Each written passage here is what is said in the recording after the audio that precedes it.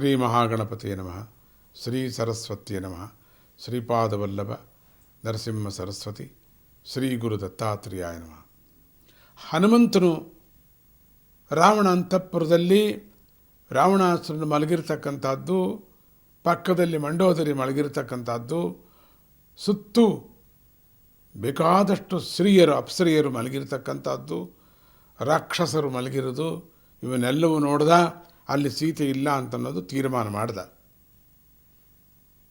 ಹನುಮಂತ ಯೋಚನೆ ಮಾಡ್ತಿದ್ದಾನೆ, ಈ ರಾವಣಾಸುರ ಎಷ್ಟು ದೊಡ್ಡವನು, ಎಷ್ಟು ಪಂಡಿತ, ಈ ಒಂದು ಚಿಕ್ಕ ತಪ್ಪಿಗೆ ಎಷ್ಟೊಂದು ಮುಂದೆ ಅನುಭವಿಸಬೇಕಾಗುತ್ತೀವನು ಅಂಥೇಳಿ ಇನ್ನೊಂದು ಸತಿ ಸೀತೆಗೋಸ್ಕರವಾಗಿ ಇಲ್ಲೆಲ್ಲರೂ ಏನಾರು ಬಚ್ಚಿಟ್ಟಿದ್ದಾನೆ ಅಂಥೇಳಿ ಇನ್ನೊಂದು ಆವರ್ತಿ ಫೈನಲ್ ಆಗಿ ನಾನು ಹೋಗ್ತೀನಿ ಅಂತೇಳಿ ಅಂತಃಪುರವನ್ನೆಲ್ಲ ಶೋಧನೆ ಮಾಡ್ತಿದ್ದಾನೆ. ಮತ್ತೆ ಮತ್ತೆ ಆ ಸ್ತ್ರೀಯರ ನಡುವೆ ಓಡಾಡುವುದು ಅಸಹ್ಯ ಅನ್ನಿಸ್ಬಿಡ್ತೀವಿ ಅವನಿಗೆ. ಎಲ್ಲರೂ ವ್ಯವಸ್ಥರವಾಗಿದ್ದಾರೆ, ಆದರೂ ಕಣ್ಣು ಮುಚ್ಕೊಂಡು ಹೋಗೋಣ ಅಂದರೆ ಎಡಬಿಟ್ರೆ ಎದ್ದು ಬಿಡ್ತಾರೆ ಕಿರ್ರೋ ಮರ್ರೋ ಅಂತ. ಅದು ಏನು ಮಾಡೋದು ಅಂಥೇಳಿ ಮೆಲ್ಲಗೆ ಕಷ್ಟಪಟ್ಟು ಹಾರಿದ್ರೂ ಕಷ್ಟನೇ. ಹಾರಿಬಿಟ್ಟು ಯಾರು ಹೊಟ್ಟೆ ಮೇಲೆ ಯಾರು ಬಿದ್ದುಬಿಟ್ರೆ ಗತಿಯೇನು? ರಾಕ್ಷಸಿಯರು ಎದ್ದುಬಿಟ್ರೆ, ಒಂದು ಕಾಲು ತುಳಿದ್ಬಿಟ್ರೆ, ರಾಮ ನನ್ನ ನೀನೇ ಕಾಪಾಡಪ್ಪ ಅಂತ ಹೇಳ್ತಾ ಮೆಲ್ಲಗೆ ಆ ಮಧ್ಯದಲ್ಲಿ ಓಡಾಡಿಕೊಂಡು ಅಲ್ಲೆಲ್ಲ ಯಾವುದು ಸೀತೆ ಇಲ್ಲ ಅಂತ ಗೊತ್ತಾಯಿತು. ಆದರೂ ಒಬ್ಬ ಸ್ತ್ರೀಯನ್ನೇ ಹುಡುಕ್ತಾ ಇರೋದರಿಂದ ಸ್ತ್ರೀಯರ ನಡುವೆ ತಿರುಗಾಡದೆ ವಿಧಿಯೇ ಇಲ್ಲ ಅಂತ ತನಗೆ ತಾನೇ ಸಮಾಧಾನ ಮಾಡ್ಕೋತಾನೆ. ಪ್ರತಿಯೊಂದು ಸ್ತ್ರೀ ಮಧ್ಯದಲ್ಲೂ ಹೋಗಬೇಕಾಯ್ತು. ಸುಮಾರು ಜನ ಇದ್ದಾರೆ ಅಲ್ಲಿ, ಆದ್ದರಿಂದ ಸ್ತ್ರೀಯರ ಮಧ್ಯದಲ್ಲಿ ಹೋಗಲೇಬೇಕು, ಹುಡುಕಲೇಬೇಕು, ಸೀತೆಯ ಮುಖವನ್ನು ನೋಡಬೇಕು ನಾನು ಅಂತ ಎಲ್ಲ ಕಡೆ ಹುಡುಕ್ತಿದ್ದಾನೆ. ಯಾಕೆಂದರೆ ಸೌಂದರ್ಯ ರಾಶಿಗಳು ಎಲ್ಲಕ್ಕೂ ಇದೆ ಇಲ್ಲಿ. ಶಾಂತಮೂರ್ತಿಗಳು ಕೂಡ ಸುಮಾರು ಜನ ಇದ್ದಾರೆ. ಹುಡ್ಕೊಂಡು ಹೋಗ್ತಿದ್ದಾನೆ. ರಾವಣನ ಇಡೀ ಅಂತಃಪುರವನ್ನೆಲ್ಲ ಜಾಲಾಡಿದರೂ ಕೂಡ ಸೀತಾದೇವಿ ಮಾತ್ರ ಕಾಣಿಸಲಿಲ್ಲ. ಹನುಮಂತನಿಗೆ ದಿಗಲು ಶುರುವಾಗುತ್ತೆ. ಏನಿದು, ಎಲ್ಲೂ ಕಾಣಿಸ್ತಾ ಇಲ್ವಲ್ಲ?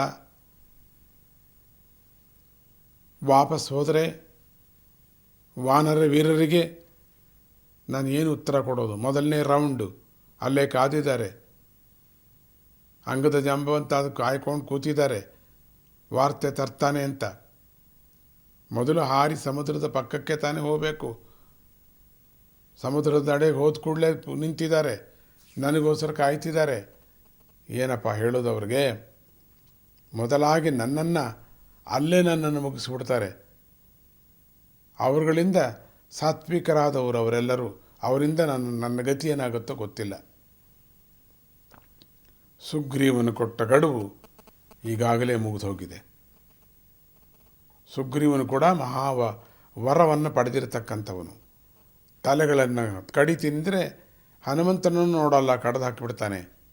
ಆದರೆ ವರವನ್ನು ಪಡೆದಿದ್ದಾನೆ ಬ್ರಹ್ಮದಿಂದ. ಅದರಿಂದ ನಾನು ಮಾತಿಗೆ ತಪ್ಪಿನವನಾಗ್ತೀನಿ. ನನ್ನಲ್ಲಿ ಎಷ್ಟು ಶಕ್ತಿ ಇದ್ದರೂ ಅಡಿಗೆ ಹೋಗ್ಬಿಡುತ್ತಲ್ಲ, ನನ್ನ ತಲೆ ಒಡೆದೋಗುತ್ತಲ್ಲಪ್ಪ. ಇನ್ನು ತನ್ನಿಂದ ತನ್ನ ಗುಂಪಿನವರಿಗೆ ಎಲ್ಲರಿಗೂ ನನ್ನೊಬ್ಬನ ಸತ್ತಿರೋ ಚಿಂತಿಲ್ಲ, ನನ್ನ ಗುಂಪಿನವರೆಲ್ಲ ಸಾಯ್ತಾರಲ್ಲ. ಹೋಗಲಿ, ಇಲ್ಲೇ ಎಲ್ಲಾದರೂ ಪ್ರಾಯೋಪವೇಶ ಮಾಡಿ ಸಾಯುವುದೇ ಮೇಲೆ ಅಂದ್ಕೋತಾನೆ. ಅಗ್ನಿ ಪ್ರವೇಶ ಮಾಡಬೇಕು ನಾನು ಅಂದ್ಕೋತಾನೆ. ಅಗ್ನಿಯಲ್ಲೇ ಬೀಳಬೇಕು ನಾನು ಅಷ್ಟೇ.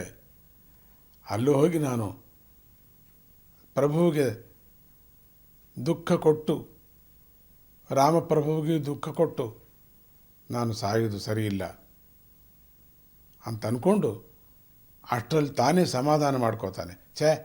ಏನಿದು ನನ್ನ ಮನಸ್ಸಿನಲ್ಲಿ ಇದೆ ಬರ್ತಕ್ಕಂಥದ್ದ, ನಾನು ಇಷ್ಟು ಹೆದರೋದ? ನಾನಿಷ್ಟು ಕೆಲಸ ಮಾಡಲಿಲ್ಲ ಅಂತ ನಾನು ಹೆದರಕ್ಕಾಗತ್ತಾ? ಸೀತೆ ಖಂಡಿತ ಸಿಕ್ತಾಳೆ ನನಗೆ. ನಾನು ಬದುಕಿರ್ತಕ್ಕಂಥವ್ರಿಗೂ ಉತ್ಸಾಹದಿಂದ ಇರಬೇಕಲ್ವ? ನಾನೀಗ ಬದುಕಿದ್ದೀನಲ್ವ, ಅದಕ್ಕೆ ಉತ್ಸಾಹವಾಗಿರಬೇಕಲ್ಲ. ಸತ್ತ ಮೇಲೆ ತಾರೆ ನಿರುತ್ಸಾಹ, ನಾನಿನ್ನೂ ಸತ್ತಿಲ್ವಲ್ಲ, ಅದಕ್ಕೆ ನಿರುತ್ಸಾಹ ನನ್ನಲ್ಲಿ ಬರಬಾರ್ದು.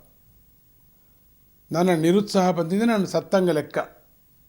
ಆದರೆ ನಾನು ಇನ್ನೂ ಬದುಕಿದ್ದೀನಲ್ಲ ರಾಮಕೃಪೆಯಿಂದ.